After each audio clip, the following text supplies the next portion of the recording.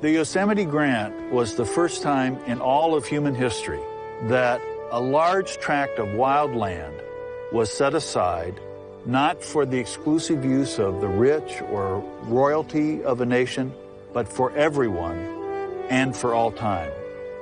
A hinge of history was moving in 1864 when they set Yosemite aside.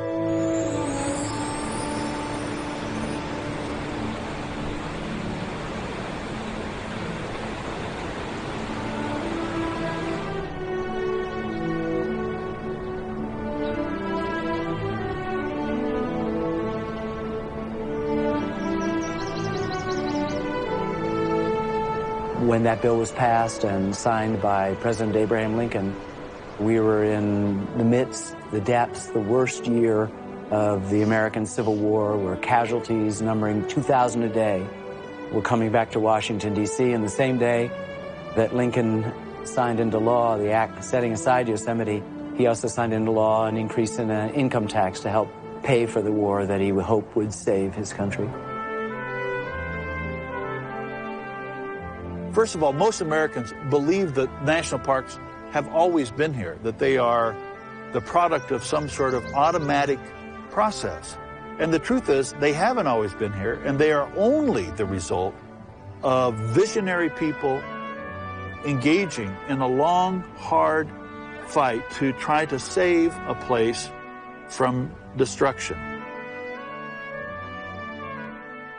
In the 19th century, up until the Yosemite Grant, the business of Congress was to dispose of public land through homesteads, for miners, for lumbermen, for the railroads, and something about this place made us stop.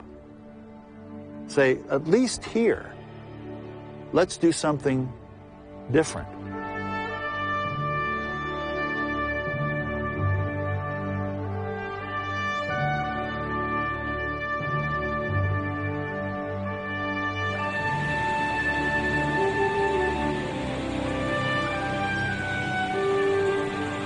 When people compare it to a cathedral, that tells you something, that they see it as a sanctuary, as a refuge. It has the walls, it has the sacramental water that flows into it. It has all those elements that are both awe-inspiring and yet somehow comforting, at least in the valley.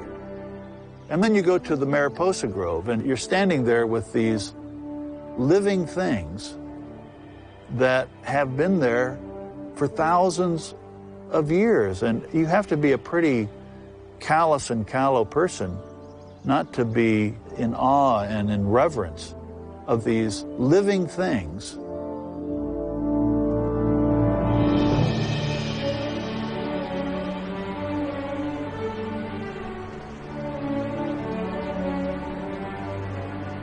And it's all about this great idea.